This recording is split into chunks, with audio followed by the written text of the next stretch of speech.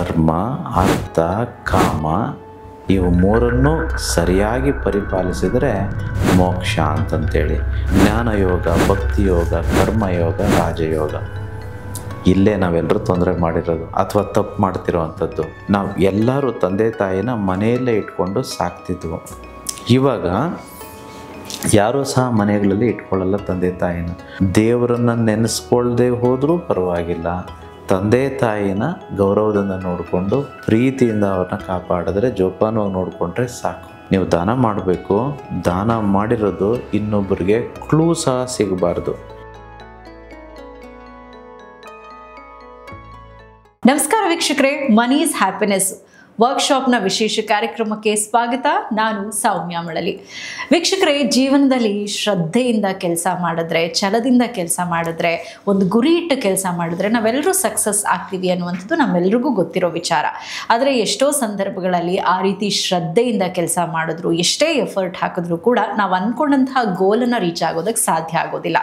ಇನ್ನು ಏನೇ ಮಾಡಿದ್ರು ಯಾಕಪ್ಪ ನನಗೆ ಈ ಲಕ್ ಅನ್ನೋದೇ ಇಲ್ಲ, ಎಷ್ಟೊಂದು ಸಲ ಬರೀ ನಾವು ಕಷ್ಟಪಟ್ಟರೆ ಸಾಲದು, ನಮ್ಗೊಂದು ಸ್ವಲ್ಪ ಲಕ್ಕು ಕೂಡ ಇರಬೇಕು ಅಂತ ನಾವು ಅಂದ್ಕೊಳ್ತಾ ಇರ್ತೀವಿ. ಸೊ ಯಾಕೆ ಜೀವನದಲ್ಲಿ ನಾವೆಷ್ಟೇ ಒಳ್ಳೆಯವರಾಗಿದ್ರೂ ಕೂಡ, ಶ್ರದ್ಧೆಯಿಂದ ಕೆಲಸ ಮಾಡಿದ್ರು ಕೂಡ, ಯಾರಿಗೂ ಮೋಸ ಮಾಡ್ದಲೇ ಬದುಕ್ತಾ ಇದ್ರು ಕೂಡ ಕಷ್ಟಗಳೇ ನಮ್ಮನ್ನು ಆವರಿಸ್ಕೊಳ್ಳುತ್ತೆ, ನಾವು ಅಂದ್ಕೊಂಡಂತೆ ಬದುಕೋಕ್ಕಾಗಲ್ಲ, ಈ ರೀತಿ ನಮ್ಮನ್ನು ನಾವು ಕ್ವಶನ್ ಮಾಡ್ಕೊಳ್ತಾ ಇರ್ತೀವಿ. ಸೊ ಇಂಥ ಸಂದರ್ಭಗಳಲ್ಲಿ ಒಂದು ಸ್ಪಾರ್ಕ್ನಂತೆ, ಅಂದರೆ ಒಂದು ಚಿಕ್ಕ ಮಾರ್ಗದರ್ಶನ ಸಿಕ್ಕಾಗ ಎಲ್ಲವೂ ಕೂಡ ಸರಿ ಹೋಗಿ ನಮ್ಮ ಜೀವನ ಸುಖಕರವಾಗುತ್ತೆ. ಹಾಗಾದರೆ ಈ ರೀತಿಯಾದಂಥ ಒಂದು ಮಾರ್ಗದರ್ಶನ ಸಿಗೋದು ಹೇಗೆ, ಯಾವ ರೀತಿ ಪಡ್ಕೊಳ್ಳೋದು, ಯಾವ ರೀತಿಯಾದಂಥ ಒಂದಷ್ಟು ಉಪಾಯಗಳನ್ನು ನಾವು ಫಾಲೋ ಮಾಡಿದಾಗ, ಅದನ್ನು ಪಾಲಿಸಿದಾಗ ನಾವು ನಮ್ಮ ಜೀವನದಲ್ಲಿ ಸರಿ ದಾರಿಯಲ್ಲಿ ಹೋಗಬಹುದು, ಆ ಲಕ್ಷ್ಮಿಯನ್ನು ಆಕರ್ಷಣೆ ಮಾಡಬಹುದು. ಇದೆಲ್ಲದ್ರ ಬಗ್ಗೆ ನಾವು ನಮ್ಮ ಕಾರ್ಯಕ್ರಮದಲ್ಲಿ ನಿಮಗೆ ಮಾಹಿತಿಯನ್ನು ತಿಳಿಸ್ಕೊಡ್ತೀವಿ. ಹಾಗಿದ್ರೆ ಮತ್ಯಾಕೆ ತಡ, ಕಾರ್ಯಕ್ರಮವನ್ನು ಆರಂಭ ಮಾಡೋಣ.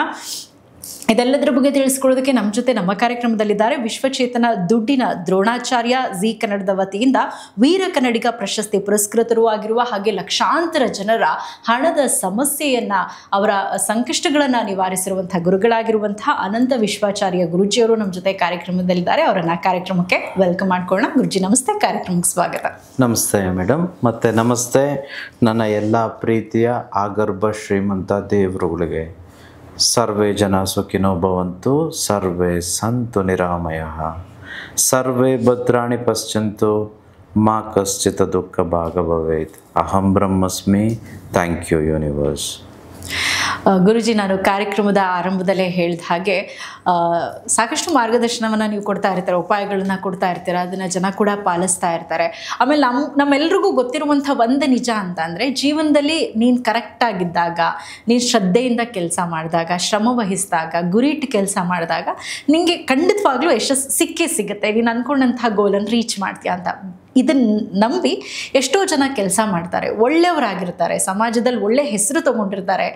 ನೋಡಿದ ತಕ್ಷಣ, ಅವ್ರನ್ನ ಮಾತಾಡಿದ ತಕ್ಷಣ ಅಪ್ಪ ಎಂಥ ಮನುಷ್ಯನಪ್ಪ ಅನ್ನುವಂಥ ಒಂದು ಭಾವನೆ ಬರುತ್ತೆ. ಆ ರೀತಿ ಬದುಕ್ತಾ ಇದ್ದಾಗಲೂ ಕೂಡ ಎಷ್ಟೋ ಜನಕ್ಕೆ ಬರೀ ಕಷ್ಟ ಕಾರ್ಪಣ್ಯಗಳೇ ಜೀವನದುದ್ದಕ್ಕೂ ಕೂಡ ಇರುತ್ತೆ. ಇನ್ನು ಎಷ್ಟೋ ಜನ ಅವ್ರು ಬದುಕ್ತಾ ಇರೋದೇ ಮೋಸ ಮಾಡಿ, ಅಂದರೆ ನೋಡಿದ್ರೆ ಗೊತ್ತಾಗುತ್ತೆ. ಅಂಥವ್ರ ಬಳಿ ಲಕ್ಷ್ಮಿ ಇರ್ತಾಳೆ, ಆದರೆ ಮನೆಯಲ್ಲಿ ಸುಖ, ಶಾಂತಿ, ನೆಮ್ಮದಿ ಅನ್ನುವಂಥದ್ದಿರಲ್ಲ. ಅಂದರೆ ಒಳ್ಳೆಯವರಿಗೆ ಕಷ್ಟ, ಕೆಟ್ಟವರಿಗೆ ಅವ್ರ ಬಳಿ ಎಲ್ಲ ಇರುತ್ತೆ, ಆದರೆ ನೆಮ್ಮದಿ ಇಲ್ಲ ಅನ್ನುವಂಥ ಒಂದು ವಾತಾವರಣ ಇರುತ್ತೆ. ಇದು ಯಾಕಾಗಿರುತ್ತೆ ಗುರುಜಿ? ಇಂಥ ಒಂದು ಸಿಚುವೇಶನನ್ನು ಯಾಕೆ ಫೇಸ್ ಮಾಡ್ತೀವಿ ಜೀವನದಲ್ಲಿ ನಾವು? ಅವೆಲ್ಲ ಅದ್ಭುತವಾದ ಪ್ರಶ್ನೆ. ಆಮೇಲೆ ಐ ಥಿಂಕ್ ಈ ಕಾಲಘಟ್ಟದಲ್ಲಿ ಇದು ವೆರಿ ಸೂಕ್ತ ಅಂತ ನಾನು ಭಾವಿಸ್ತೇನೆ. ಈ ಒಂದು ಪ್ರಾಬ್ಲಮ್ಮು ಸತ್ಯಲೋಕದಲ್ಲಿ ಇರಲಿಲ್ಲ. ಸೊ ನಮಗೆ 4 ಯುಗಗಳು ಸತ್ಯಯುಗದಲ್ಲಿ ಇರಲಿಲ್ಲ. ಸೊ ಪ್ರಾಬಬ್ಲಿ ತ್ರೇತಾಯುಗದಲ್ಲಿ ಒಂಚೂರು ಇದ್ದಿತ್ತೇನೋ, ದ್ವಾಪರ ಯುಗದಲ್ಲಿ ಒಂಚೂರು ಹೆಚ್ಚಿತ್ತು, ಕಲಿಯುಗದಲ್ಲಿ ಇದೇ ಜಾಸ್ತಿ. ಸೊ ಹಾಗಾಗಿ ಇದ್ಯಾಕೆ ಅಂತ ನಾವು ಫಸ್ಟ್ ತಿಳ್ಕೊಳ್ಬೇಕು. ಈಗ ನನ್ನ ಹತ್ರ ಕಾರ್ ಇದೆಯಮ್ಮ, ನೀವು ಹೇಗೆ ಬಂದ್ರಿ ಇವತ್ತು? ಕಾರಲ್ಲಿ ಬಂದ್ರ? ಓಕೆ. ಎಷ್ಟು ಟೈರ್ ಇದೆ ಕಾರ್ಗೆ? 4 ಟೈರ್ ಇದೆ.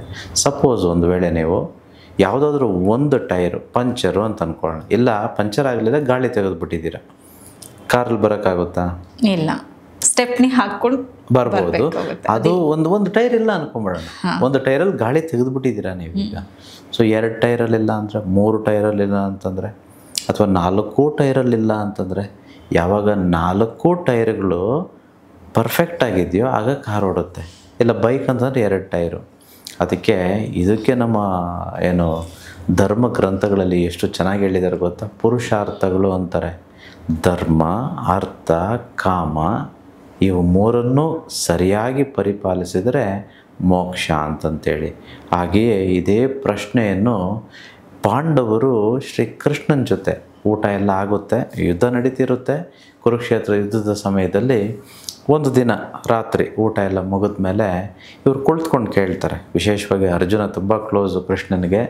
ಕೇಳ್ತಾರೆ, ಸ್ವಾಮಿ ನಾವೇನು ಅಂದ್ಕೊಳ್ತೀವೋ ಅದೆಲ್ಲ ಆಗಬೇಕು ಅಂದರೆ ಪರಿಪೂರ್ಣವಾಗಿ ಅದೇನಿದೆಯೋ ಅದು ಏನೋ ಸುಖ ಶಾಂತಿ ನೆಮ್ಮದಿನೂ ಇರಬೇಕು. ಹಾಗೆಯೇ ನಾವು ಕೋರಿದಂಥ ಸಾಮ್ರಾಜ್ಯ, ನಮ್ಗೆ ಬೇಕಾಗಿರೋವಂಥ ಏನೆಲ್ಲ ಸವಲತ್ತುಗಳಿದೆಯೋ ಅದೆಲ್ಲ ಇರಬೇಕು. ಆ ಕಾಲದಲ್ಲಿ ಏನು ಹಣ ಇತ್ತೋ ಅದು, ಐಶ್ವರ್ಯ ಇತ್ತೋ ಅದು. ಆಗ ಭಗವದ್ಗೀತೆ ಶ್ರೀಕೃಷ್ಣ ಹೇಳ್ತಾನೆ, ಇವು 4 ಇದ್ದರೆ ಅಪ್ಪ ನಿನಗೇನು ಬೇಕೋ ಅದೆಲ್ಲ ನಿನ್ನ ಹತ್ರ ಇದ್ದ ಹಾಗೆ. ಆ 4 ಯಾವುದು? ಅವನು ಹೇಳ್ತಾನೆ ಶ್ರೀಕೃಷ್ಣ, ಜ್ಞಾನ ಮಾರ್ಗ, ಭಕ್ತಿ ಮಾರ್ಗ, ಕರ್ಮ ಮಾರ್ಗ ಮತ್ತು ರಾಜಮಾರ್ಗ. ಅದನ್ನು ಯೋಗ ಅಂತಲೂ ಕರಿಬೋದು. ಜ್ಞಾನ ಯೋಗ, ಭಕ್ತಿ ಯೋಗ, ಕರ್ಮಯೋಗ, ರಾಜಯೋಗ. ಇಲ್ಲೇ ನಾವೆಲ್ಲರೂ ತೊಂದರೆ ಮಾಡಿರೋದು ಅಥವಾ ತಪ್ಪು ಮಾಡ್ತಿರೋ ಅಂಥದ್ದು. ಯಾರೋ ಕೆಲವರು ತುಂಬ ಚೆನ್ನಾಗಿ ಕೆಲಸ ಮಾಡ್ತಾರೆ, ದುಡ್ಡಿನ ವಿಚಾರದಲ್ಲಿ ಅವರು ಪರ್ಫೆಕ್ಟು, ಲೆಕ್ಕ ಪರ್ಫೆಕ್ಟಾಗಿ ಬರೀತಾರೆ, ಯಾರಿಗೂ ಕೊಡೋದಿಲ್ಲ, ಜಿಪುಣರಾಗಿರ್ತಾರೆ. ಅವರು ದುಡ್ಡನ್ನು ಪೋಲ್ ಮಾಡೋದಿಲ್ಲ. ಹಾಗೆ ದುಡ್ಡಿನ ವಿಚಾರದಲ್ಲಿ ಯಾಮಾರೋದು ಇಲ್ಲ, ಯಾರನ್ನು ನಂಬೋದು ಇಲ್ಲ, ಮೋಸ ಹೋಗೋದಿಲ್ಲ. ಅವ್ರು ಎಷ್ಟು ಬೇಕೋ ಅಷ್ಟು ಹಣ ಮಾಡಿರ್ತಾರೆ, ಬಂಗಾರ ಇರುತ್ತೆ, ಆಸ್ತಿ ಇರುತ್ತೆ, ಅಥವಾ ಪ್ರತಿ ತಿಂಗಳು ಅವ್ರಿಗೆ ಬಾಡಿಗೆಗಳು ಬರ್ತಿರುತ್ತೆ, ಅಥವಾ ಏನಿಲ್ಲ ಅವ್ರ ಹತ್ರ ಎಲ್ಲ ಇರುತ್ತೆ. ಎಂಥ ಕಾರ್ ಬೇಕು ಎಲ್ಲವೂ ಇರುತ್ತೆ. ಇದು ಕರ್ಮಯೋಗ ಆಯಿತು ಅಷ್ಟೇ. ಉಳಿದ ಯೋಗಗಳು ಅವ್ರಿಗೆ ಗೊತ್ತೇ ಇಲ್ಲ. ಜ್ಞಾನ ಯೋಗದ ಬಗ್ಗೆ ಗೊತ್ತಿಲ್ಲ, ಅಥವಾ ಭಕ್ತಿ ಯೋಗದ ಬಗ್ಗೆ ಗೊತ್ತಿಲ್ಲ, ರಾಜಯೋಗದ ಬಗ್ಗೆನೂ ಗೊತ್ತಿಲ್ಲ. ಇದು ಹೇಗಿದೆ ಅಂತಂದರೆ, ಒಂದು ಟೈರಲ್ಲಿ ಕಾರು ಓಡಿಸ್ತಿರೋ ಅಂಥದ್ದು. ಓಡುತ್ತಾ? ಲೈಫ್ ಆಗುತ್ತಾ? This is what Shrikrishna is telling. And ನಾವು ಅದನ್ನು ಅಡಾಪ್ಟ್ ಎಷ್ಟು ಮಟ್ಟಿಗೆ ಮಾಡ್ಕೋಬೇಕು ನೀವು ಯೋಚನೆ ಮಾಡಿ. ಒಬ್ಬರು ಕ್ಲೈಂಟ್ ನನ್ನ ಹತ್ರ ಬಂದಿದ್ದಾರೆ, ಎಸ್ ಎವ್ರಿಥಿಂಗ್, ಬಟ್ ಶಾಂತಿ ಸಮಾಧಾನ ನೆಮ್ಮದಿ ಇಲ್ಲ. ಯಾಕಂತಂದರೆ ಅವರ ತಂದೆ ತಾಯಿಗೆ ಒಂದು ವೇಳೆ ಏನಾದರೂ ಕೊಟ್ಟರು, ಫಸ್ಟ್ ಆಫ್ ಆಲ್ ಕೊಡಲ್ಲ, ಒಂದು ವೇಳೆ ಕೊಟ್ಟರು ಲೆಕ್ಕ ಬರೀತಾ ಇರ್ತಾರೆ. ಪ್ರತಿಯೊಂದು, ನನ್ನ ತಾಯಿಗೆ ತರಕಾರಿ ತಗೊಬಂದು ಕೊಟ್ಟೆ, ನನ್ನ ತಂದೆಗೆ ಮಾತ್ರೆ ತೆಗೆದುಕೊಂಡು ಬಂದು ಕೊಟ್ಟೆ, ನನ್ನ ಯಾರಿಗೋ ಏನೇ ಫ್ಯಾಮಿಲಿಗೆ ಏನೇ ಖರ್ಚಾಗಲಿ ಬರ್ಕೊಳ್ಬಾರ್ದು ಅಂತ ನಾನು ಹೇಳ್ತಿಲ್ಲ. ದಯವಿಟ್ಟು ಬರೀರಿ, ಲೆಕ್ಕ ಬರೀಬೇಕು, ಬಟ್ ಅದನ್ನು ಜ್ಞಾಪಕದಲ್ಲೂ ಸಹ ಇಟ್ಕೊಳ್ಬಾರ್ದು. ಯಾರು ಕೊಟ್ಟಿರೋದು? ಆಫ್ಟರ್ ಆಲ್ ನಾನೆಲ್ಲೋ ಹೋಗಿ ಸುಮ್ಮನೆ ನೀರಲ್ಲಿ ಬಿಟ್ಬಿಟ್ರೆ ದುಡ್ಡನ್ನ, ಅಥವಾ ಇನ್ಯಾರಿಗೂ ಪಕ್ಕದ ಮನೆಯವ್ರಿಗೆ ಕೊಟ್ಟರು ಅದು ತಪ್ಪು ಅಂತ ಅಂದ್ಕೊಳ್ಳೋಣ. ಅಲ್ಲ, ನಮ್ಮ ಮನೆಯವ್ರಿಗೆ ನಾವು ಕೊಡದೆ ಇನ್ಯಾರಿಗ್ರಿಗೆ ಕೊಡಬೇಕು? We should have that sense of responsibility. ಆಮೇಲೆ ಜವಾಬ್ದಾರಿ ಯಾರು ಇರಬೇಕು? ಇಂಥವ್ರಿಗೆ ತಾನೇ. ಒಂದು ಸಲ ಯೋಚನೆ ಮಾಡಿ, 100 ವರ್ಷಗಳ ಹಿಂದುಗಡೆ ನಾವು ಎಲ್ಲರೂ ತಂದೆ ತಾಯಿನ ಮನೆಯಲ್ಲೇ ಇಟ್ಕೊಂಡು ಸಾಕ್ತಿದ್ವು. ಇವಾಗ ಯಾರೂ ಸಹ ಮನೆಗಳಲ್ಲಿ ಇಟ್ಕೊಳ್ಳಲ್ಲ ತಂದೆ ತಾಯಿನ. ಒಂದು ವೇಳೆ ಇಟ್ಕೊಂಡ್ರು ಯಾರೋ ಕೆಲವು ಮನೆಗಳಲ್ಲಿ, ಬೆರಳೆಣಿಕೆಯಷ್ಟು ಮನೆಗಳಲ್ಲಿ ಮಾತ್ರ ತಂದೆ ತಾಯಿನ ಪ್ರೀತಿಯಿಂದ ನೋಡ್ಕೊಳ್ಳೋದು. ಇನ್ನೆಲ್ಲರೂ ವೃದ್ಧಾಶ್ರಮಕ್ಕೆ ಕಳಿಸ್ತಾರೆ, ಇಲ್ಲ ಬೇಗ ಸತ್ತಿಲ್ವಲ್ಲ ಅಂತ ಕಾಯ್ತಿರ್ತಾರೆ. ಕರ್ಮ ಬರದೆ ಇನ್ನೇನು ಬರುತ್ತೆ? ಈ ದೋಷಗಳು ಅಂತ ನಾನು ಏನು ಹೇಳ್ತೀನಲ್ವಾ, ಎಲ್ಲ ದೋಷಗಳು ಮುಕ್ತಿ ಆಗಿಬಿಡುತ್ತೆ. ದೇವರನ್ನು ನೆನೆಸ್ಕೊಳ್ದೆ ಹೋದರೂ ಪರವಾಗಿಲ್ಲ, ತಂದೆ ತಾಯಿನ ಗೌರವದಿಂದ ನೋಡಿಕೊಂಡು ಪ್ರೀತಿಯಿಂದ ಅವ್ರನ್ನ ಕಾಪಾಡಿದ್ರೆ, ಜೋಪಾನವಾಗಿ ನೋಡಿಕೊಂಡ್ರೆ ಸಾಕು. I think unfortunately we have failed in this. So this is where it comes. ಭಕ್ತಿ ಯೋಗ. ಇನ್ನೂ ಕೆಲವರಿದ್ದಾರೆ ಬರೀ ಭಕ್ತಿ, ತಂದೆ ತಾಯಿನ ಸೂಪರಾಗಿ ನೋಡ್ಕೊಳ್ತಾರೆ, ದೇವರು ಭಕ್ತಿ ಹೆಚ್ಚಿದೆ, ಅವ್ರಿಗೆ ಏನೇನು ಬೇಕೋ ಇವೆಲ್ಲವೂ ಸಂಸ್ಕಾರ ರಹಿತರಾಗಿ ಎಲ್ಲವೂ ಮಾಡ್ತಿರ್ತಾರೆ. ಬಟ್ ಅನ್ಫಾರ್ಚುನೇಟ್ಲಿ ದುಡ್ಡಿನ ವಿಚಾರದಲ್ಲಿ, ಸಂಪತ್ತಿನ ವಿಚಾರದಲ್ಲಿ, ಐಶ್ವರ್ಯದ ವಿಚಾರದಲ್ಲಿ, ಬಿಸ್ನೆಸ್ ಆಗ್ಬೋದು ಅಥವಾ ಯಾವ ರೀತಿ ಮಾಡಬೇಕು ಅದು ಯಾವುದೂ ಮಾಡೋದಿಲ್ಲ. ದುಡ್ಡಿನ ವಿಚಾರದಲ್ಲಿ ತಪ್ಪುಗಳು ಮಾಡ್ತಾನೇ ಇರ್ತಾರೆ. ಬಟ್ ಭಕ್ತಿ ಯೋಗದಲ್ಲಿ 100ಕ್ಕೆ 100 ಮಾರ್ಕ್ಸ್. ಇದು ಹೇಗಿದೆ ಅಂತಂದರೆ, 6 ಸಬ್ಜೆಕ್ಟ್ ಇದೆ. 6 ಸಬ್ಜೆಕ್ಟ್ಸಲ್ಲಿ ನಾನು ತುಂಬ ನನಗೆ ಫೇವ್ರೆಟ್ ಸಬ್ಜೆಕ್ಟು ಮ್ಯಾಥ್ಸ್ ಅಂದ್ಕೊಳ್ಳೋಣ. ಮ್ಯಾಥ್ಸಲ್ಲಿ 100ಕ್ಕೆ 100 ತೆಗೆದುಬಿಟ್ಟಿದ್ದೀನಿ. ಬೇರೆ ಎಲ್ಲ ಸಬ್ಜೆಕ್ಟಲ್ಲೂ ಫೇಲ್ ಆಗಿಬಿಟ್ಟಿದ್ದೀನಿ. ಈಗ 100ಕ್ಕೆ 100 ಮ್ಯಾಥ್ಸಲ್ಲಿ ತೆಗೆದಿದ್ದೀನಿ ಅಂತ ನಾನು ಪಾಸ್ ಮಾಡ್ತಾರಾ? ಅಥವಾ ಮ್ಯಾಥ್ಸು ಸೈನ್ಸಲ್ಲಿ 100ಕ್ಕೆ 100, ಬೇರೆ ಸಬ್ಜೆಕ್ಟ್ಗಳೆಲ್ಲನೂ ಬರೀ ಲೆಸ್ ದೆನ್ 35 ನಾನು ಪಾಸ್ ಮಾಡ್ತಾರಾ? ಎಲ್ಲದರಲ್ಲೂ ಇದ್ದರೆ ತಾನೇ ನಾನು ಉನ್ನತಿ ಅಂತ ಅನ್ಸ್ಕೊಳ್ಳೋದು, ಪಾಸ್ ಅಂತ ಅಂದ್ಕೊಳ್ಳೋದು. ಸೊ ಹಾಗಾಗಿ this is where we people go wrong. ನಾನು ತುಂಬ ಜನ ನೋಡಿದ್ದೀನಿ ಬಡವ್ರನ್ನ, ಅವರು ತುಂಬ ಒಳ್ಳೆಯವರು, ಯಾರಿಗೂ ಮೋಸ ಮಾಡೋದಿಲ್ಲ, ಯಾರಿಗೂ ದ್ರೋಹ ಮಾಡೋದಿಲ್ಲ, ಅಥವಾ ಯಾರ ಬಗ್ಗೆನೂ ಅವ್ರಿಗೆ ಕೆಟ್ಟದ್ದು ಅನ್ನೋದೇ ಇಲ್ಲ. ಬಟ್ ಅವರು ಕ್ರಿಯೆನೇ ಮಾಡೋದಿಲ್ಲ, ಅಥವಾ ಕ್ರಿಯೆ ಮಾಡಿದ್ರೂ ಉತ್ತಮವಾದ ಕ್ರಿಯೆ ಮಾಡೋದಿಲ್ಲ. They are not playing the money game that they should suppose to play.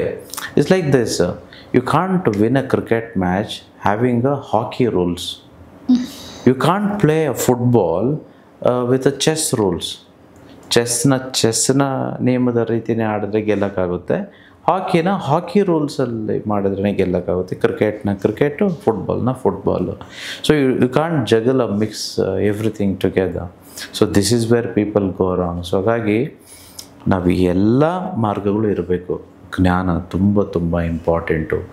ನಾವು ದುಡ್ಡನ್ನು ಎಷ್ಟು ಖರ್ಚು ಮಾಡ್ತೀವೋ ಅಷ್ಟು ಹೆಚ್ಚು ಬರುತ್ತೆ. ನಾನು ದುಡ್ಡು ಖರ್ಚು ಮಾಡಬೇಡಿ ಅಂತ ಹೇಳ್ತಿಲ್ಲ, ಹೆಚ್ಚು ಖರ್ಚು ಮಾಡಬೇಕು. ಯಾವುದಕ್ಕೆ ಖರ್ಚು ಮಾಡಬೇಕು? ಒಳ್ಳೆಯದಕ್ಕೆ ಖರ್ಚು ಮಾಡಬೇಕು, ಕೆಟ್ಟದಕ್ಕಲ್ಲ. ಎಷ್ಟು ನಾವು ತಂದೆ ತಾಯಿ ಕೊಡಬೇಕು, ನೀವು ಎಷ್ಟು ಬೇಕಾದರೂ ಕೊಡಿ, ಬಟ್ ಅಲ್ಲೂ ಲೆಕ್ಕ ಇರಲಿ. It's not like okay simply I lavishly give everything to them. ಸಾಲ ಮಾಡ್ಕೊಂಡು ಬಂದು ನನ್ನ ತಂದೆ ತಾಯಿ ಚೆನ್ನಾಗಿ ನೋಡ್ಕೋಬೇಕಂತ ಸಾಲ ಮಾಡ್ಕೊಂಬಂದು ಹೇಗೇಗೋ ಕೊಟ್ಬಿಡೋದು ಅಂತಂತೆಲ್ಲ. There are some rules. ಅದು ನನ್ನ ಪುಸ್ತಕದಲ್ಲೂ ಇದೆ, ನಾನು ಕಾರ್ಯಾಗಾರದಲ್ಲೂ ಇದ್ರ ಬಗ್ಗೆ ಹೇಳ್ಕೊಡ್ತೇನೆ. ದಾನ ಮಾಡಬೇಕು ಅಂತ ಹೇಳ್ತೇನೆ. ಎಷ್ಟು ದಾನ ಮಾಡಬೇಕು? ಎಷ್ಟೋ ಜನ ಎಲ್ಲ ಇದ್ದರೂ ದಾನ ಹೇಗೆ ಮಾಡೋದಂತೆ ಗೊತ್ತಿಲ್ಲ. ಹಾಗಾಗಿ ಕರ್ಮವನ್ನು ಸಂಪಾದನೆ ಮಾಡಿಬಿಡ್ತಾರೆ. ಸೊ ಯಾರೆಲ್ಲ ಈ ಎಪಿಸೋಡ್ ನೋಡ್ತಿದ್ದೀರೋ, ಇವತ್ತಿನ ಟೆಕ್ನಿಕ್ ಅದೇ ಆಗಿದೆ. ನೀವು ದಾನ ಮಾಡಬೇಕು. ದಾನ ಮಾಡಿರೋದು ಇನ್ನೊಬ್ಬರಿಗೆ ಕ್ಲೂ ಸಹ ಸಿಗಬಾರ್ದು. ನೀವು ಒಂದು ವೇಳೆ ಸಪೋಸ್ ನಾನು ಹೆಚ್ಚು ದಾನ ಮಾಡಿದ್ದೀನಿ ಅಂದ್ಕೊಳ್ಳಿ, ಯಾವುದೋ ದೇವಸ್ಥಾನ ಕಟ್ತಿದ್ದಾರಪ್ಪ, ಅಥವಾ ಯಾವುದೋ ಒಂದು ಹಬ್ಬ ನಡೀತಿರುತ್ತೆ, ಅಥವಾ ಎಲ್ಲೋ ಅನ್ನದಾನ ಮಾಡ್ತಿರ್ತಾರೆ, ಅದಕ್ಕೆ ನಾನು ದಾನ ಮಾಡ್ತೀನಿ. ಸಪೋಸ್ ಈಗ ಒಂದು 10 ಲಕ್ಷ ದಾನ ಮಾಡಿದೆ ಅಂದ್ಕೊಳ್ಳಿ. ಯೂಶ್ವಲಿ ನಾವು ಮಾಡೋ ತಪ್ಪೇನು ಗೊತ್ತಾ, ಕಲಿಯುಗದಲ್ಲಿ ಎಂಥ ಪೆದ್ರು ಮೇಡಮ್ ನಾವು, ನಾನು ದಾನ ಮಾಡಿದ್ದು ಅಂತೇಳಿ ಅಲ್ಲಿ ಹೆಸರು ಬರೆಸ್ಬಿಡ್ತಾರೆ. ಈ ಕಟ್ಟಡ ಕಟ್ಟಿಸೋದಕ್ಕೆ ದಾನಿಗಳ ಹೆಸರು ಒಂದು, ಇವ್ರ 10 ಲಕ್ಷ, ಇವ್ರ ಹೆಸರು ಅನಂತ ವಿಶ್ವಾಚಾರ್ಯ 30 ಲಕ್ಷ. ಇನ್ನು ಆ ಥರ ಮಾಡಲೇಬಾರ್ದು. ನಾವು ಯಾವ ರೀತಿ ದಾನ ಮಾಡಬೇಕು ಅಂತಂದರೆ, ನಾವು ಯಾವ ರೀತಿ ಇರಬೇಕು ಅಂತಂದರೆ, ಈ ಕರ್ಪೂರದ ರೀತಿ ಇರಬೇಕು. ಕ್ಯಾಂಫರ್, ಆ ಕರ್ಪೂರ ಇರೋದೇ ಅದಕ್ಕೆ ಸಿಂಬಾಲಿಕ್ಕಾಗಿ. ನೀವು ಕರ್ಪೂರ ಹಚ್ತೀವಲ್ವ, ಬೆಳಕು ಬರುತ್ತೆ. ಅದೆಲ್ಲ ಹುರಿದಾದ್ಮೇಲೆ ನಿಮಗೇನಾದರೂ ಉಳಿಯುತ್ತಾ? ನೀವು ಏನನ್ನು ಸುಟ್ಟರೂ ಬೂದಿ ಉಳಿಯುತ್ತೆ. ಈಗ ಸಪೋಸ್ ನಾನು ಈ ಪೇಪರ್ ಸುಟ್ಟೆ ಅಂದ್ಕೊಳ್ಳಿ, ಬೂದಿ ಇರುತ್ತಪ್ಪ. ಈ ಬಟ್ಟೆ ಸುಟ್ಟರೂ ಬೂದಿ ಇರುತ್ತೆ, ಅಥವಾ ನನ್ನನ್ನು ಸುಟ್ಕೊಂಡ್ರೂ ಬೂದಿ ಇರುತ್ತೆ. ಕರ್ಪೂರನ ಸುಟ್ಟರೆ ಬೂದಿನೇ ಉಳಿಯಲ್ಲ. ಆ ರೀತಿ ಇರಬೇಕು ನಾವು ಕೊಡುವಂತಹ ದಾನ. ಇದು ಯಾಕೆ ಅಂತ ನಾನು ಹೇಳ್ತೇನೆ. ನಾನು ದಾನ ಕೊಡಬೇಕಾದ್ರೆ ಅದು ನಂದಾಗಿರ್ಬೇಕು ತಾನೇ. ನನ್ನದು ಅಥವಾ ನಿಮ್ಮದು ಅನ್ನೋದು ಈ ಪ್ರಪಂಚದಲ್ಲಿ ಏನಿದೆ, ಎಲ್ಲ ದೇವರು ತಾನೇ ಕೊಟ್ಟಿರೋದು, ಎಲ್ಲ ಯೂನಿವರ್ಸೇ ತಾನೇ ಕೊಟ್ಟಿರೋದು. ಹಾಗಾಗಿ ದಾನ ಕೊಟ್ಟಿದ್ದೀನಿ ಅನ್ನೋ ಅಹಂಕಾರ, ದುರಹಂಕಾರ ಬರದೇ ಇರಲಿ ಅಂತಂತೇಳಿ ಈ ಕರ್ಪೂರ ಕ್ಯಾಂಫರ್ನ ನಾವು ದೇವಸ್ಥಾನಗಳಲ್ಲಿ ಅಥವಾ ನಮ್ಮ ಪೂಜೆಗಳಲ್ಲಿ ನಾವು ಬೆಳಗಿಸುವಂಥದ್ದು, ಸುಡುವಂಥದ್ದು. Let us be like that. Let's not give and boast our selves that okay I have done this much, I am superior. What shameless man. ಯಾರೋ ಒಬ್ರು ಇದೇ ಥರ ದೇವರಿಗೆ ಕಿರೀಟ ಕೊಡ್ತಾರೆ, ನಾನು ಕೊಟ್ಟೆ ಅಂತಾರೆ, ಕಡೆಗೆ ಏನಾಗ್ತಾರೆ ಅಂತ ನಾನು ಹೇಳಲ್ಲ, ನಿಮಗೆ ಗೊತ್ತಿದೆ. ಬೀಗಬಾರ್ದು ರೀ. So everybody has a expiry date. You have a expiry date, I have a expiry date, but universe hasn't got that. So ಈ ಪ್ರಾಣಕ್ಕೆ, ಆತ್ಮಕ್ಕೆ ಎಕ್ಸ್ಪೈರಿ ಇಲ್ಲ. ಜಂಬ ಬೇಡ ಗುರು. Let's be honest. Let's live a very simple life, and that is a rich life. It's not that okay how much money I have so I am rich. No, it's how little I have, but still I am very happy. I am grateful for everything, and that is a ಮನಸ್ಥಿತಿ. ಅದು ನಮ್ಮ ಸನಾತನ ಮನಸ್ಥಿತಿ. ಅದಕ್ಕೆ ನೀವು ಯಾವುದೇ ಋಷಿ ಮುನಿಗಳು ನೋಡಿ, ಎಲ್ಲೋ ಅವ್ರ ಹತ್ರ ಬಂಗಾರನೇ ಇರಲಿಲ್ಲ, ಚೈನೇ ಇರಲಿಲ್ಲ, ಯಾಕೆ ಬಟ್ಟೆನೇ ಇರಲಿಲ್ಲ ಅಲ್ವಾ? So that is the purity. ಆ ಪ್ಯೂರ್ ಕಾನ್ಷಿಯಸ್ನೆಸ್ಗೆ ನಾವೆಲ್ಲರೂ ಹೋಗಬೇಕು. ಪುಣ್ಯಕ್ಕೆ ಅನಂತ ವಿಶ್ವಾಚಾರ್ಯ ಇನ್ನಿವತ್ತಿಗೆ ಒಂದು ರಿಂಗ್ ಸಹ ಹಾಕಲಿಲ್ಲ. ನಾನು ಹೇಳ್ತಿರೋದು ಇಲ್ಲಿ ತನಕ. ನನ್ನ ಫೋಟೋಸ್ ಚಿಕ್ಕ ವಯಸ್ಸಿನಿಂದ ನೀವು ನೋಡಿಬೇಕಾದ್ರೆ ನಾನು ರಿಂಗೇ ಹಾಕಿಲ್ಲ ಅಂದರೆ ಇನ್ನೇನೂ ಹಾಕಲೇ ಇಲ್ಲ. It's not that I hate money or hate gold something, but everything is there within me in plenty, so that I already ಏನೋ ಟುಕ್ ಇಟ್ ಔಟ್. ಸೊ ಹಾಗಾಗಿ ಓಕೆ, ನಮಗೇನು ಬೇಕೋ ಅದು ಪಡ್ಕೊಳ್ಳೋ ಅಂಥದ್ದು ನಾನು ಹೇಳ್ತಿರೋ ಅಂಥದ್ದು. ಸೊ ನಿಮಗೆ ಬಂಗಾರ ಬೇಕಾ, ನೀವು ಮಾಡ್ಕೊಳ್ಳಿ, ಈ ತಂತ್ರಗಳನ್ನು ಪಾಲನೆ ಮಾಡಿ. ನಿಮಗೆ ದುಡ್ಡು ಬೇಕಾ, ತಂತ್ರಗಳನ್ನು ಪಾಲನೆ ಮಾಡಿ ದುಡ್ಡು ಮಾಡ್ಕೊಳ್ಳಿ. ಬಟ್ ಒಂದಂತೂ ಗೊತ್ತಿರಲಿ, ಎಲ್ಲವೂ ಪರಿಪೂರ್ಣವಾಗಿ ಸಮವಾಗಿರಬೇಕು. ಹೇಗಿರಬೇಕು? ಜ್ಞಾನ ಇರಬೇಕು, ಭಕ್ತಿ ಇರಬೇಕು, ಕರ್ಮ ಇರಬೇಕು, ರಾಜಯೋಗಗಳು ಇವೆಲ್ಲವೂ ಇದ್ದಾಗ ಮಾತ್ರ ಪರಿಪೂರ್ಣತೆ ಇರುತ್ತೆ. ಎಲ್ಲೂ ಶಾರ್ಟ್ ಫಾಲ್ ಅಂತ ಇರೋದಿಲ್ಲ. ಓಕೆ ಗುರುಜಿ, ಜೀವನದಲ್ಲಿ ಸುಖಕರವಾಗಿರಬೇಕು ಅಂತಂದರೆ ನಾವು ಅನುಸರಿಸಬೇಕಾದಂತಹ 4 ಮಾರ್ಗಗಳು ಯಾವುವು, ಅವುಗಳ ಮುಖಾಂತರ ಯಾವ ರೀತಿ ನಾವು ನೆಮ್ಮದಿಯನ್ನು ಕಂಡುಕೊಳ್ಬಹುದು ಅನ್ನೋದನ್ನು ನಮ್ಮ ವೀಕ್ಷಕರಿಗೆ ತಿಳಿಸ್ಕೊಟ್ರಿ. ಹೀಗೆ ಹಲವಾರು ವಿಚಾರಗಳ ಒಂದು ಮಾಹಿತಿಯನ್ನು ಒಳಗೊಂಡಂತಹ ಸಾಕಷ್ಟು ಪುಸ್ತಕಗಳನ್ನು ಕೂಡ ನೀವು ನಮಗೆ ಕೊಟ್ಟಿದ್ದೀರಾ. ಅದರಲ್ಲಿ ಹಣದ ವಿಶ್ವ ರಹಸ್ಯ, ಶ್ರೀಮಂತರಾಗುವುದು ಮಕ್ಕಳ ಆಟದಂತೆ ಅನ್ನುವಂಥ ಪುಸ್ತಕದಲ್ಲಿ ಕೂಡ ಸಾಕಷ್ಟು ವಿಚಾರಗಳನ್ನು ಗುರುಜಿಯವರು ಉಲ್ಲೇಖ ಮಾಡಿದ್ದಾರೆ. ಅದರಲ್ಲಿ ಒಂದು ವಿಚಾರವನ್ನು ನಾನು ಮಾತಾಡ್ತೀನಿ. ಬಡ ಮನಸ್ಥಿತಿಗೆ ಹಣದ ಮೇಲಿನ ಪ್ರೀತಿಯೇ ಎಲ್ಲ ಕೆಟ್ಟದ್ದಕ್ಕೂ ನೋವಿಗೂ ಮೂಲವಾಗಿದೆ. ಶ್ರೀಮಂತ ಮನಸ್ಥಿತಿಗೆ ಹಣದ ಮೇಲಿನ ಪ್ರೀತಿಯೇ ಎಲ್ಲ ಸಂತೋಷ ಮತ್ತು ಆನಂದಕ್ಕೂ ಮೂಲವಾಗಿದೆ ಅನ್ನೋ ವಿಚಾರವನ್ನು ಗುರುಜಿಯವರು ಉಲ್ಲೇಖ ಮಾಡಿದ್ದಾರೆ.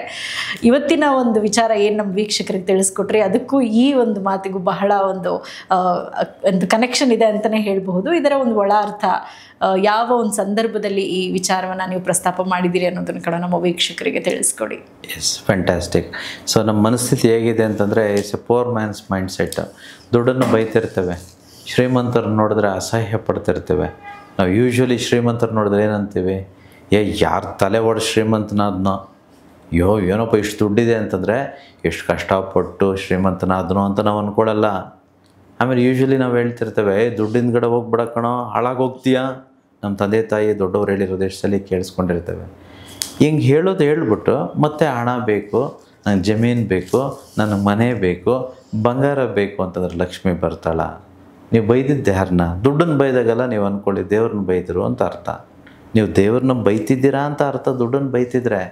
ಯಾಕಂದರೆ ಆ ದುಡ್ಡಿದ್ರೇ ಅಲ್ವರಿ ಎಲ್ಲವೂ ಸಾಧ್ಯ. ಸೊ ದಯವಿಟ್ಟು ದುಡ್ಡನ್ನು ಬೈಬಾರ್ದು. ಅದೇ ಶ್ರೀಮಂತರ ಗುಟ್ಟೇನು ಗೊತ್ತಾ? ದುಡ್ಡನ್ನು ಬೈಯಲ್ಲ ಅವರು, ಲಕ್ಷ್ಮಿನ ದೂಷಣೆ ಮಾಡೋದಿಲ್ಲ. ಹಾಗಾಗಿ ಅವರ ಸಂತೋಷಕ್ಕೆ, ಅವರ ಸುಖಕ್ಕೆ ಅವ್ರಿಗೇನು ಬೇಕೋ ಎಲ್ಲ ಪಡ್ಕೊಳ್ಳೋಕೆ ಆ ದುಡ್ಡೇ ಅವ್ರ ಹತ್ರ ಹೆಚ್ಚೆಚ್ಚು ಬರ್ತಿರ್ತಾಳೆ. So let us not blame money. ನಮ್ಮ ಮನಸ್ಸು ಸರಿಯಿಲ್ಲ ಅಂತಂದರೆ ಆ ದುಡ್ಡು ನಮ್ಮನ್ನು ಕೆಟ್ಟದನ್ನು ಮಾಡೋಂಗೆ ಮಾಡುತ್ತೆ. ನಮ್ಮ ಮನಸ್ಸು ಸರಿ ಇದ್ದರೆ ಆ ದುಡ್ಡು ಅನ್ನೋಂಥದ್ದು ಒಳ್ಳೆಯದನ್ನಾಗಿ ಮಾಡೋಂಗೆ ಆಗುತ್ತೆ. ಸೊ ಇಲ್ಲಿ ಯಾರು ತಪ್ಪು? It's not money, it's you. ನಿಮ್ಮ ಹತ್ರ ಒಂದು ಕತ್ತಿ ಇದೆ ಮೇಡಮ್, ಕತ್ತಿಯಲ್ಲಿ ಕೊಯ್ಕೊಂಬಿಟ್ರಿ. ಈಗ ನೀವೇನು ಗೊತ್ತಾ ಹೇಳೋದು? ನನ್ನ ಮಗನ ಕತ್ತಿ ಸರಿ ಇಲ್ಲ ಅಂತ ಹೇಳೋದು. ಏನ್ರಿ ಪೆದ್ಶಿಕಾಮಣಿಗಳ ಕತ್ತಿ ಎಲ್ಲ ಸರಿ ಇಲ್ಲದೆ ಇರೋವಂಥದ್ದು. ನಾವು ಬಳಕೆ ಮಾಡೋಕ್ಕೆ ಬಂದಿಲ್ವೇ? ಬಳಸೋನಿಗೆಲ್ಲನೂ ಕತ್ತಿ ತುಂಬ ಶ್ರೇಷ್ಠ. ಮನೆಯಲ್ಲಿ ಕತ್ತಿ ಇಲ್ಲ ಅಂದರೆ ಏನು ಮಾಡೋಕ್ಕಾಗುತ್ತೆ ಅಲ್ಲಿ? ಸೊ ಹಾಗಾಗಿ ಮಗು ಹತ್ರ ಕತ್ತಿಯ ಅವಶ್ಯಕತೆ ಇಲ್ಲ, ಬಟ್ ನಮಗೆ ಓಕೆ, ಚಾಕು ಓಕೆ ಅಲ್ವಾ? ಸೊ ಹಾಗಾಗಿ money is neither good or bad.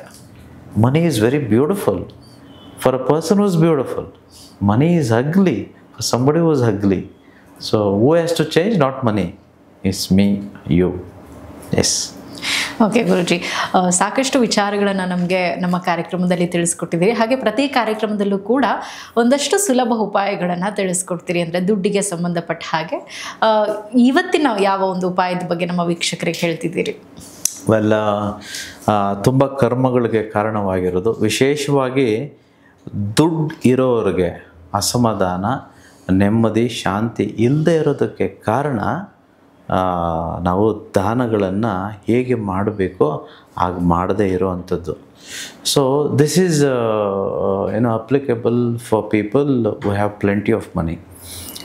So ಅಸತ್ಯ ಮಾರ್ಗದಲ್ಲಿ ಮಾಡಿದರೆ ನೀವು ಬೇಗ ಸತ್ಯ ಮಾರ್ಗಕ್ಕೆ ಬರಬೇಕು, ಅಸತ್ಯವಾಗಿ ಮಾಡಲಿಕ್ಕೆ ಹೋಗಬಾರ್ದು. ಒಂದು ವೇಳೆ ಹಾಗೇನಾದರೂ ಮಾಡಿಕೊಂಡು ದುಡ್ಡು ಇದ್ದರೆ ನೀವು ಅದನ್ನೆಲ್ಲ ದಾನ ಮಾಡಿಬಿಡ್ಬೇಕು, ಯಾವುದನ್ನು ನಾವು ಇಟ್ಕೊಳ್ಬಾರ್ದು. ಸೊ ಇದನ್ನು ಪರ್ಸ್ನಲಾಗಿ ಮೀಟ್ ಮಾಡಿದ್ರೆ ಯಾವ ರೀತಿ ಕಳ್ಕೊಳ್ಬೋದು ಕರ್ಮ ಅಂತ ನಾನು ನಿಮ್ಗೆ ಹೇಳ್ಕೊಡ್ತೇನೆ. ಬಟ್ ಇದು ವಾಹಿನಿ ಮೂಲಕ ಹೇಳಬೇಕು ಅಂತಂದರೆ ನೀವು ತುಂಬ ದಾನ ಧರ್ಮಗಳನ್ನು ಮಾಡಬೇಕು. ಸೊ ವಿಶೇಷವಾಗಿ ನಾವು ಸತ್ಯಲೋಕ ಆಶ್ರಮ ಮಾಡ್ತಿದ್ದೀವಿ. ಸೊ ಇದು ಕರ್ನಾಟಕದಲ್ಲೇ ಬರುವಂಥದ್ದು. ವಿಶ್ವವಿಖ್ಯಾತವಾಗುತ್ತೆ. ವರ್ಲ್ಡಲ್ಲೇ ಈ ರೀತಿ ಒಂದು ಆಶ್ರಮ ಯಾವುದೂ ಸಹ ಇಲ್ಲ. ಸೊ ಇದು ಲೋಕ ಕಲ್ಯಾಣಕ್ಕೆ ಮಾಡುವಂಥದ್ದು. ಯಾರಾದರೂ ಈ ಭೂಮಿ ಆಗ್ಬೋದು ಅಥವಾ ಹಣ ಆಗ್ಬೋದು ಅಥವಾ ಯಾವುದೇ ಸಹಾಯ ಆಗ್ಬೋದು, ನಿಮಗೆ ಮಾಡಬೇಕು ಅಂತ ತೋಚಿದ್ರೆ ಖಂಡಿತವಾಗಿಯೂ ಇಲ್ಲಿ ಸ್ಕ್ರಾಲ್ ಆಗ್ತಿರೋ ನಂಬರ್ಗೆ ಫೋನ್ ಮಾಡಿ ನೀವು ದಯವಿಟ್ಟು ನೀವು ದಾನ ಮಾಡ್ಬೋದು. ನಾನು ಈಗಾಗಲೇ ಹೇಳಿದಾಗೆ ಯಾರೂ ದಾನ ಮಾಡೋಕ್ಕೆ ಸಾಧ್ಯ ಇಲ್ಲ, ಯಾಕಂದರೆ ಎಲ್ಲ ಪಡ್ಕೊಂಡಿರೋದು ಭಗವಂತನಿಂದಾನೆ. ನಾವು ಭಗವಂತನಿಗೆ ವಾಪಸ್ಸು ದಾನ ಮಾಡಲಿಕ್ಕೆ ಆಗೋದಿಲ್ಲ, ಬಟ್ ಆದರೂ ಇರೋದನ್ನು ಹಂಚ್ಕೊಳ್ಬೋದು. So this is one. ಇನ್ನೊಂದು, ನಿಮ್ಮ ಹತ್ತಿರದಲ್ಲೇ ಇರೋ ದೇವಸ್ಥಾನಗಳೇನಾದರೂ ಇದ್ದರೆ ಅಲ್ಲಿ ನೀವು ಇದು ಅನ್ನದಾನ ಮಾಡ್ಬೋದು. ಸೊ ನಾನು ಈಗಾಗಲೇ ಹೇಳಿದ್ದೇನೆ ಇದ್ರ ಬಗ್ಗೆನೂ. ಅನ್ನದಾನ ಮಾಡಬೇಕು ಅಂತಂದರೆ ನೀವು ಯಾರು ಅಂತಲೇ ಯಾರಿಗೂ ಗೊತ್ತಿರಬಾರ್ದು, ಅಥವಾ ಎಲ್ಲೋ ಬ್ಯಾನರ್ ಹಾಕ್ಕೊಳ್ಳೋದು ಇವತ್ತಿನ ಅನ್ನದಾನ ಮಾಡುವವರು ಇಂಥವರು, ಅಥವಾ ಯಾವುದೇ ಮೂಲಕ ನೀವು ಯಾರಿಗೆ ಹೆಲ್ಪ್ ಮಾಡಲಿ ಮಾಡಿದೆ ಅನ್ನೋ ಕುರುವು ಸಹ ನೀವು ಕೊಡಬಾರ್ದು. Forget, there are so many people ಎಲ್ಲೋ ಹೋಗಿ ಒಂದು ಬಿಸ್ಕೆಟ್ ಕೊಟ್ಟು ಅಥವಾ ನಾಯಿಗೇನೋ ಊಟ ಹಾಕಿನೋ ಅಥವಾ ವೃದ್ಧಾಶ್ರಮಕ್ಕೆ ಹೋಗಿ ಅವ್ರ ಬರ್ತ್ಡೇ ಮಾಡಿಕೊಂಡು ಅದನ್ನು ರೀಲ್ಸ್ ಮಾಡಿ ಹಾಕುವಂಥದ್ದು, ಅಥವಾ ವೀಡಿಯೋಸು ಫೋಟೋಸ್ ಮಾಡಿ ಅಪ್ಲೋಡ್ ಮಾಡುವಂಥದ್ದು ಸಾಮಾಜಿಕ ಜಾಲತಾಣಗಳಲ್ಲಿ, just to get some likes and comments and so on. So ಅದೆಲ್ಲ ಮಾಡಲಿಕ್ಕೆ ಹೋಗಬಾರ್ದು. ಅದರಿಂದ ನಿಮಗೆ ಪುಣ್ಯ ಬರಲ್ಲ, ಕರ್ಮ ಬಂದುಬಿಡುತ್ತೆ. ಕೊಟ್ಟಿರೋದು ನಿಮ್ಗೆ ಗೊತ್ತಿರಬಾರ್ದು, ಆ ರೀತಿ ಕೊಡಬೇಕು. ಹಾಗೆಯೇ ಕೊಟ್ಟ ಹಣ ವಾಪಸ್ ಬರೋದಕ್ಕೆ ಈ ರೀತಿ ಮಾಡಿ. ಸೊ ಇನ್ನೊಂದು ಸಲ ಹೇಳ್ತೇನೆ, ನೀವು ಯಾರಿಗೋ ದುಡ್ಡು ಕೊಟ್ಬಿಟ್ಟಿರ್ತೀರ, ಆ ದುಡ್ಡು ನಿಮ್ಗೆ ವಾಪಸ್ ಬರ್ತಾನೆ ಇರೋದಿಲ್ಲ. ನೀವು ಎಷ್ಟು ಕೇಳಿಕೊಂಡ್ರೂ ಅವ್ರು ಕೊಡೋ ಮನಸ್ಸು ಇರೋದಿಲ್ಲ, ಅದು ಬರ್ತಿರೋದಿಲ್ಲ. ಅಂಥವ್ರು ಇದನ್ನು ಮಾಡಿ ಶುಕ್ರವಾರದ ದಿನ ಹೆಸರು ಬೇಳೆಯನ್ನು ಯಾರಿಗಾದರೂ ದಾನ ಮಾಡಿ. ಸೊ ಹೆಸರು ಬೇಳೆ, ಯಾಕೆ ಹೆಸರು ಬೇಳೆ, ಯಾಕೆ ಕಡಲೆಬೇಳೆ ಆಗಬಾರ್ದು, ಯಾಕೆ ಇನ್ನೊಂದು ಯಾವುದೋ ಆಗಬಾರ್ದು? ಇದನ್ನು ವರ್ಕ್ಶಾಪಲ್ಲಿ ನಾನು ಕೇಳಿ ನೇರವಾಗಿ ನಾನು ಹೇಳ್ತೇನೆ. ಯಾಕೆ ಹೆಸರು ಬೇಳೆ? ಕೆಲವು ಸಂದರ್ಭಗಳಲ್ಲಿ ನಾವು ವೀಳ್ಯದೆಲೆ ಯೂಸ್ ಮಾಡ್ತೀವಿ, ಯಾಕೆ ವೀಳ್ಯದೆಲೆ, ಯಾಕೆ ಇನ್ನೊಂದು ಎಲೆ ಆಗಬಾರ್ದು? ಯಾಕೆ ಶಿವನ ಟೆಂಪಲ್ ಹತ್ರ ಬಿಲ್ವಪತ್ರ ಗಿಡನೇ ಇರೋವಂಥದ್ದು? ಏನಿದೆಲ್ಲ ನಾನು. So if please ask no, ಏನದು ವಿಶೇಷತೆ, ಏನಪ್ಪ ಅದು ತುಳಸಿ ಗಿಡ, ಯಾಕೆ ತುಳಸಿ ಗಿಡಕ್ಕೆ ಅಷ್ಟೊಂದು ಪ್ರಾಧಾನ್ಯತೆ ಇದೆ? ಏನು ತುಳಸಿ ಗಿಡ ಪೂಜೆ ಮಾಡುವಂಥದ್ದು? ಯಾವ ದಿನ ಮುಟ್ಟಬೇಕು, ಯಾವ ದಿನ ಮುಟ್ಟಬಾರ್ದು, ನೀರು ಹಾಕ್ಬೇಕಾ, ನೀರು ಹಾಕ್ಬಾರ್ದಾ, ಯಾವಾಗ ದೀಪ ಹಚ್ಚಬೇಕು, ಯಾವಾಗ ದೀಪ ಹಚ್ಚಬಾರ್ದು, ಯಾವ ಮಂತ್ರ ಹೇಳ್ಬಾರ್ದು, ಪ್ರತಿಯೊಂದಕ್ಕೂ ಒಂದು ತುಂಬ ವಿಶ್ವಜ್ಞಾನ ಇದೆ. ಸೊ ಅದನ್ನೆಲ್ಲ ನಾವು ವರ್ಕ್ಶಾಪಲ್ಲಿ ನೇರವಾಗಿ ತಿಳ್ಕೊಳ್ಳೋಣ. ಇಷ್ಟು ಮಾಡಿದರೆ ಸಾಕು. ಓಕೆ ಗುರುಜಿ, ಅಂದರೆ ಎಷ್ಟೊಂದು ವಿಚಾರಗಳು ನಮ್ಮ ಸುತ್ತಮುತ್ತನೇ ನಡೀತಾ ಇರುತ್ತೆ. ಆವಾಗ ನಾವು ಯಾವಾಗಲೂ ಕ್ವಶನ್ ಮಾಡ್ತಾ ಇರ್ತೀವಿ, ನೀವು ಹೇಳ್ದಂಗೆ ಇದನ್ನು ಯಾಕೆ ಮಾಡಬೇಕು, ಇದರಿಂದ ಏನಾಗುತ್ತೆ ಅಂತ.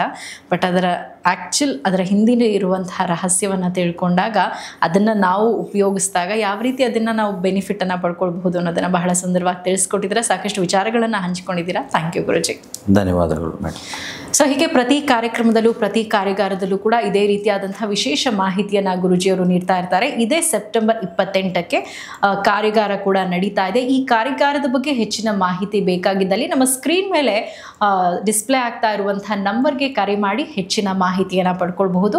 ಅದರ ಜೊತೆಗೆ ಈ ರೀತಿ ವಿಶೇಷ ಮಾಹಿತಿಗಳನ್ನು ಪ್ರತಿ ಕಾರ್ಯಕ್ರಮದಲ್ಲೂ ಕೂಡ ನೀವು ಕೇಳ್ತಾ ಇರ್ತೀರಾ. ಅದನ್ನು ಒಮ್ಮೆ ನೀವು ಕೂಡ ಪ್ರಯೋಗ ಮಾಡಿ, ನಿಮಗೆ ಖಂಡಿತ ಉಪಯೋಗ ಆಗತ್ತೆ. ಅದಾದ ಮೇಲೆ ಗುರುಜಿಯವ್ರನ್ನ ಕಾಂಟ್ಯಾಕ್ಟ್ ಮಾಡಿ ಇನ್ನೂ ಹೆಚ್ಚಿನ ಮಾಹಿತಿಯನ್ನು ಪಡ್ಕೊಳ್ಳಿ, ಅಥವಾ ನಮ್ಮ ಕಾರ್ಯಕ್ರಮವನ್ನು ನೋಡ್ತಾ ಇರಿ, ನಮ್ಮ ಕಾರ್ಯಾಗಾರವನ್ನು ಅಟೆಂಡ್ ಮಾಡಿ ಹೆಚ್ಚಿನ ಉಪಯೋಗವನ್ನು ಪಡ್ಕೊಳ್ಳಿ, ಹಾಗೆ ಹೆಚ್ಚಿನ ಮಾಹಿತಿಯನ್ನು ಪಡ್ಕೊಳ್ಳಿ ಅಂತ ಹೇಳ್ತಾ ಈ ಕಾರ್ಯಕ್ರಮವನ್ನು ಇಲ್ಲಿಗೆ ಮುಗಿಸ್ತಾ ಇದ್ದೀನಿ. ನಮಸ್ಕಾರ. ಮುಂದಿನ ಕಾರ್ಯಕ್ರಮದಲ್ಲಿ ಮತ್ತೆ ಭೇಟಿಯಾಗೋಣ.